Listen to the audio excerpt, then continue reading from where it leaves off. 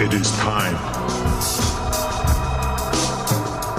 Why weren't they making detailed action figures? You know what?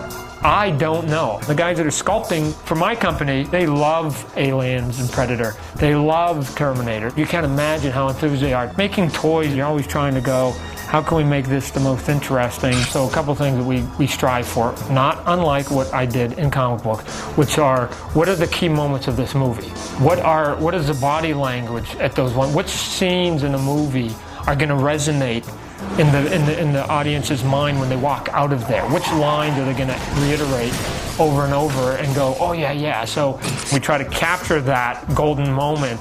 There's a great scene with Arnie where he's got, and please go watch your movie because I might spoil something here. So stop, go watch your movie if you haven't already. He's got the casket on his shoulder, and he's sort of using it as a shield. So it gets all shot up, you know, bing, bing, bing, bing, bing. Oh my gosh, you know, Arnie's doomed. He's going to get killed, or there's a dead body in there or something. And then there's the golden moment where he puts down the casket, and you think, oh my gosh.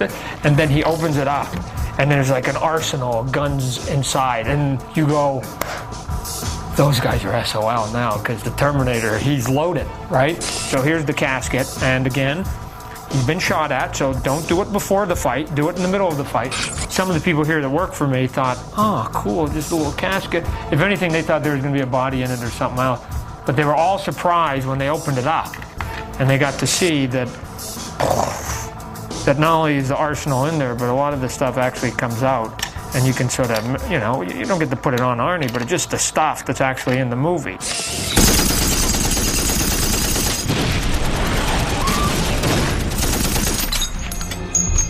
We come up with those moments, and then we send those sketches off to get approved. Once we do that, we start sculpting in a pink clay. And then when I got the body language, now go to the detail. Like, I don't care about his boots and the rivets on his jacket unless we got the body down. So get the body down, and now put the clothes on it.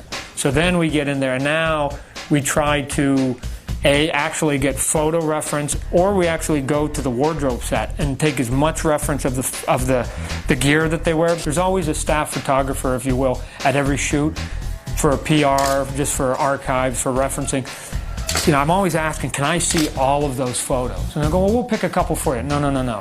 I want to look through them myself. So myself and my head toy guy, we went.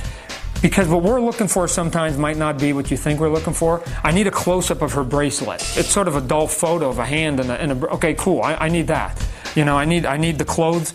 I need to see sort of what their body's like. We probably pulled that first day 400 photos. There's never too much information you can have when you're actually trying to replicate something.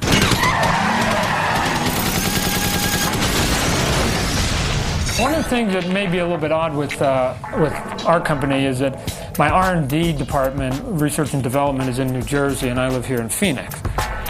It's not as big a hindrance as people may think. I have a video link up. Hi, Todd. Then we just pop on the TV, and I get them to show it to me. You wanted to send that down a little bit, but as far as you're concerned, are we okay here?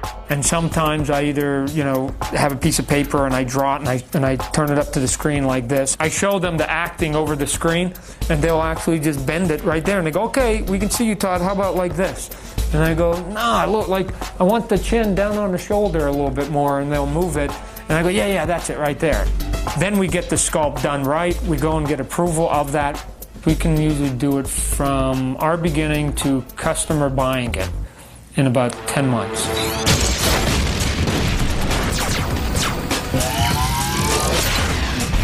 In Hollywood, you have staged lighting. And a toy that's going to be under a fluorescent light at a toy store or some other place, record store, this guy is standing there in all his regalia, and you get to actually stop and look at him and go, So it better look cool. For instance, if he's got this belt that's open right here, and he's got the little eyelets in there, we make sure that we paint all of those. If he's got, again, here, straps on his boot and a zipper that's open there, plus he's got a chain on the back of his boots. The Persona figure here comes with 2 hands, because she does some morphing, as you've seen, where she goes like this and it goes, and she's got the cybernetics in here. So when you buy this toy, you can actually pop this arm off here. It's got a little bit of a mushroom cap, and then we've actually got a flesh arm in there, a normal hand. So if you just want to have her completely human, if you will, you can do that. But if you want to do a little bit of a morphing, because to me it's a little bit interesting to just sort of give a tease of what she looks like a little bit later on in the movie, you can pop that one in there. Who wouldn't want a little Arnie, bad boy Arnie, sitting on top of their computer? When people come into their house or they go to their workstation, they don't go, "Hey, Jim, is that an Arnold toy? Are you now a geek and are going to collect toys and are mentally arrested? Are you now getting immature?" That's not how it goes. You know how it goes?